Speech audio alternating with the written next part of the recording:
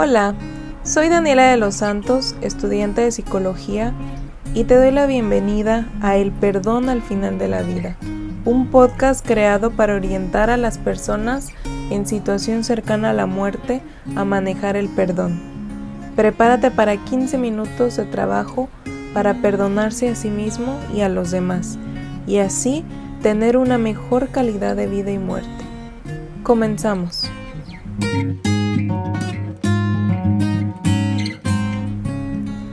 El perdón con frecuencia se vuelve especialmente significativo a medida que la muerte se acerca.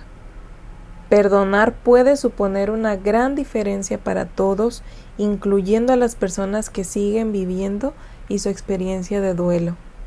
Además de expresar agradecimiento y amor, crear este espacio para el perdón y la reconciliación puede ayudar a transformar la tristeza, el arrepentimiento, la ira y la decepción.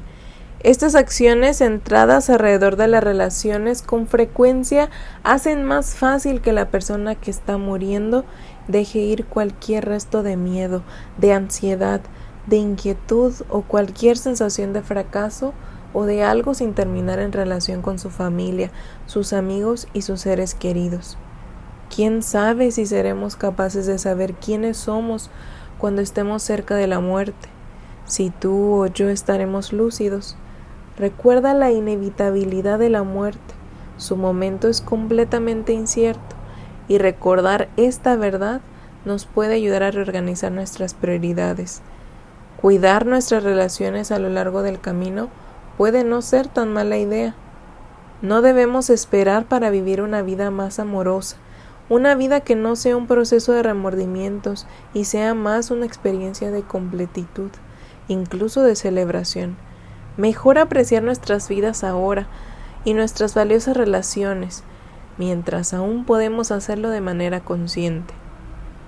Lo primero que hay que hacer es aplicar el perdón a uno mismo. Creo que nadie desea vivir con rabia, rencor, vergüenza y culpa. Es necesario sacar el perdón del campo de los ideales sublimes y trasladarlo al de una práctica que podamos integrar plenamente en nuestra forma de ser. Y aquí nos planteamos la pregunta: ¿para qué elegir perdonar? Independientemente de cuál sea nuestra historia única y especial, el perdón contiene la promesa de que encontramos la paz que todos deseamos antes de morir.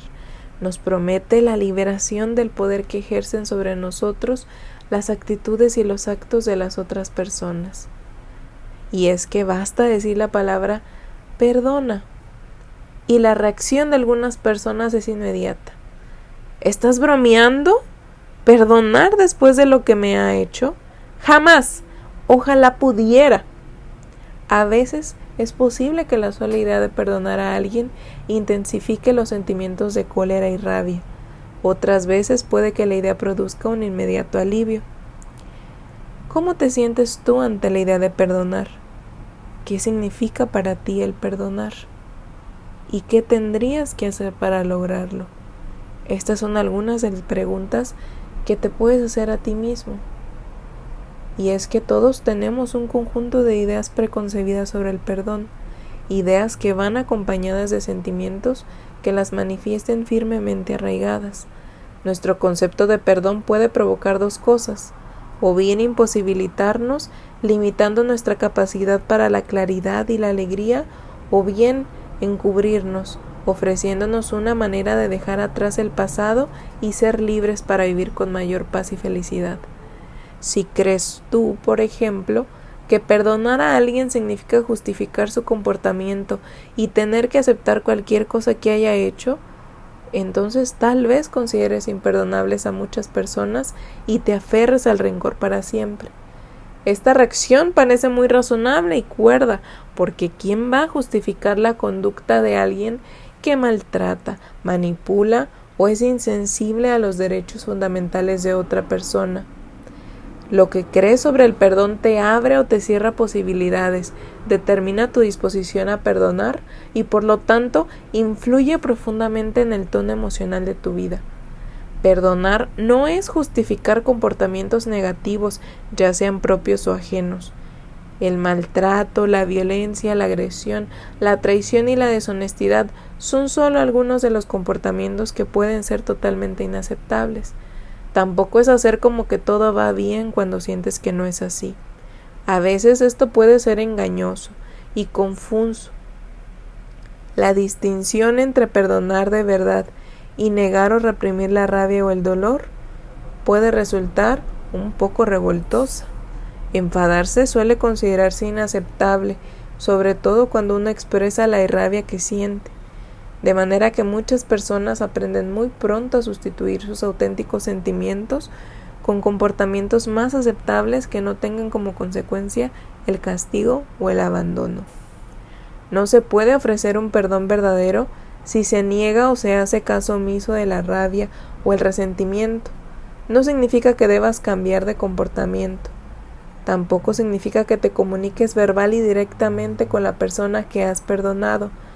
No es preciso ir a decirle, te perdono, aunque a veces esto puede ser una parte importante del proceso de perdonar. Afortunadamente no es así. Aunque podamos optar por actuar de un modo diferente, el perdón solo requiere un cambio de percepción, de considerar de otra manera a las personas y circunstancias que creemos que nos han causado dolor y problemas. Ahora bien, ¿qué necesito para perdonar? Primero vamos a definir dos conceptos clave, la rabia y el rencor. Como todos sabemos, la rabia y el rencor son emociones muy fuertes que desgastan nuestra energía de muchas maneras. La rabia es una intensa reacción emocional temporal cuando uno se siente amenazado de alguna manera.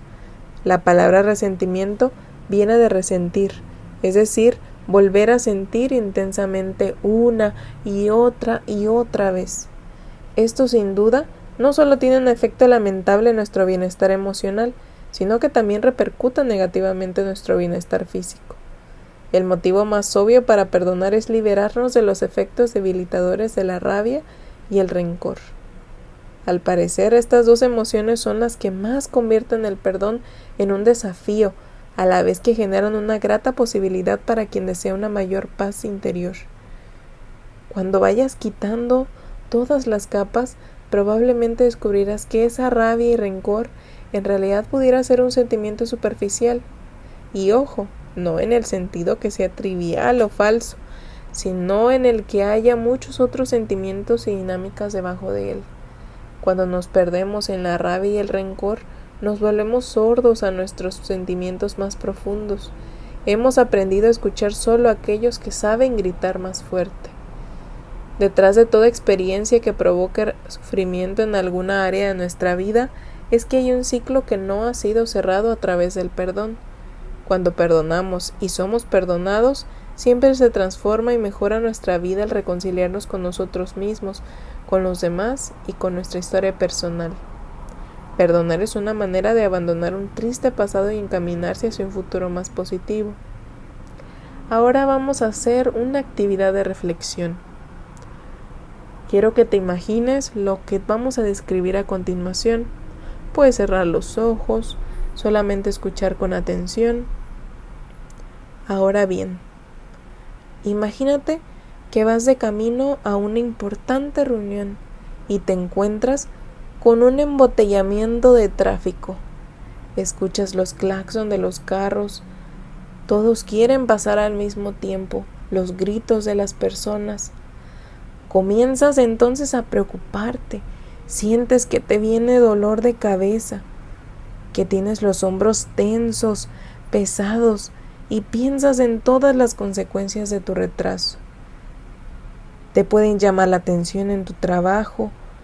No vas a alcanzar a hacer todo lo que tenías programado y eso te puede causar llegar más tarde a tu casa. Ahora imagina durante un momento que estás allí en tu asiento como un manojo de nervios y te das cuenta de que tu ansiedad no hace avanzar más deprisa el coche que tienes adelante ni el que tienes detrás. Inspiras hondo y sueltas un suspiro. Te dices, relájate. Sientes cierto alivio. Decides entonces que cuando llegues a la reunión sencillamente explicarás lo que te ha sucedido. Entonces prendes tu radio, está tu emisora de música favorita. Te acuerdas de nuevo que tienes una opción en la forma de reaccionar ante esa situación y vuelves a afirmar que puedes relajarte. Haces otra inspiración honda. Te vas hacia atrás en el asiento, respiras profundamente y disfrutas de la oportunidad de estar a solas. Acabas de hacer un cambio, de sentirte un pequeño, limitado y desesperado ser. Ya has pasado a identificarte con el yo central y esencial que es la fuente de tu poder personal. Te diste cuenta que tienes la capacidad de dar un paso atrás y tomar conciencia de ti mismo. En ese momento atrapado por los nervios, así como la capacidad de elegir reaccionar de una manera clara, sabia y deliberada. Y estas maneras de reaccionar son funciones naturales del yo. Ahora, ¿cómo lo podemos relacionar con el perdón? Bueno, pues el perdón supone cierta conclusión. Significa poner fin a los problemas, sanar. Si tenemos asuntos inconclusos, cada vez que pensemos en una persona o circunstancia determinada, surgirán el conflicto y la intranquilidad interiores. ¿Te enfadas automáticamente o te sientes culpable cuando piensas en ciertas personas o circunstancias? Este es un modo seguro de saber si quedan problemas no resueltos. Hay muchas maneras de fomentar la conclusión en las relaciones. Estas pueden ser diversas: disculparse, pedir perdón, confesar o decir la verdad sobre lo trascendido. A veces la conclusión llega simplemente mirándonos a nosotros mismos, a los demás bajo la luz de una nueva comprensión. Entonces lo que antes era molesto ya no vuelve a molestar. Puede ser que perdonarnos a nosotros mismos y perdonar a los demás no nos exija hacer o decir algo además del proceso interior de liberación. Tal vez haya ocasiones en que pensemos: necesito hablar con la persona para aclarar las cosas. Pero ¿qué pasaría si esa persona no tiene ningún interés en hablar? Para no quedarnos en el pasado, hagamos lo posible para estar en paz, evitando afrontar la verdad con otra persona porque parece terrible, cuando la opción de hablar sinceramente es la que tiene más probabilidad de ser curativa. A continuación veremos algunas estrategias útiles para el proceso de perdón. Número 1. Disculparse. En muchos casos, la mejor manera de abordar a una persona a la que hemos hecho daño o hemos tratado con insensibilidad es reconocer la verdad franca y pedir disculpas. Algunas personas sienten alivio y acogen con gusto la oportunidad de sanar la relación. Disculparse puede ser muy liberador, pero solo cuando se hace de corazón y sin expectativas. Número 2. Escribir. Otra manera útil de favorecer el proceso del perdón es escribir una carta de disculpa o en la que simplemente expreses tu verdad. Puede haber muchas cosas que deseemos decir a la otra persona y escribir es una forma muy efectiva de clarificar los pensamientos y sentimientos. Podemos hacerlo con la intención de enviar la carta o podemos decidir no enviarla. Aun cuando rompamos la carta o no la enviemos nunca, el hecho de poner por escrito nuestros sentimientos y pensamientos pueden hacernos avanzar mucho en el camino del perdón. Número 3. Visualización. También la visualización puede ayudar en el proceso del perdón. Podemos tomarnos algunos minutos cada día, abrazar con cariño a esa persona y pedirle perdón, aunque no esté físicamente. Hemos de tratar de perdonarnos a nosotros mismos, aunque sintamos que esa persona aún sigue enfadada. Número 4. Confesión. Confesarle a otra persona las cosas de las que nos sentimos puede ser una parte importantísima en el proceso de perdonarnos a nosotros mismos. Al reconocer ante otra persona nuestros errores y transgresiones, apoyamos activamente el proceso de liberación. Al hablar de las cosas acerca de las cuales nos sentimos mal con alguien amable y compasivo, nos quitamos de encima la pesada carga de culpa. Hablar del dolor, la culpa y la vergüenza con una persona de confianza Es renunciar a ser el poseedor único de esos sentimientos que descubrimos que seguimos siendo aceptables y así creamos más espacio en el corazón para nosotros mismos. Ahora bien, existen diversas técnicas de liberación y con ellas existen diversas opiniones sobre cuáles son los métodos y técnicas más efectivos para trabajar con estos sentimientos con el fin de sanarlos. Ningún método es apropiado para todo el mundo. Entre los diversos enfoques se cuenta trabajar con pensamientos racionales, con el inconsciente, con la liberación de las emociones y directamente con el cuerpo. Algunas técnicas catárticas de liberación y desahogo son escribir una furiosa carta que después se puede romper, golpear un colchón o almohadón, llorar y despotricar en una habitación y cualquiera de sus variantes.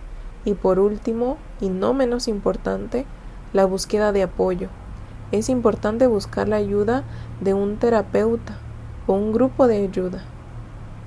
En su libro, Las 4 cosas que más importan, el doctor Ira Byock analiza lo que la mayoría de las personas definen como las cosas más importantes que decir antes de morir.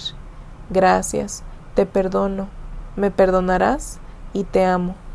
2 de las 4 frases son sobre el perdón, enfatizando lo importante que es ofrecerlo y recibirlo antes de que fallezcamos. Soy Daniela de los Santos, espero que te haya servido la información presentada y recuerda la importancia del perdón. Cuando alguien experimenta un verdadero perdón, se liberan de los lazos del dolor y la amargura. El perdón no se trata de aceptar el comportamiento ilícito. Perdonar es decidir dejar de lado el dolor y el resentimiento que nos impide vivir en paz. Hasta la próxima y no olvides de ver los demás videos de tanatología.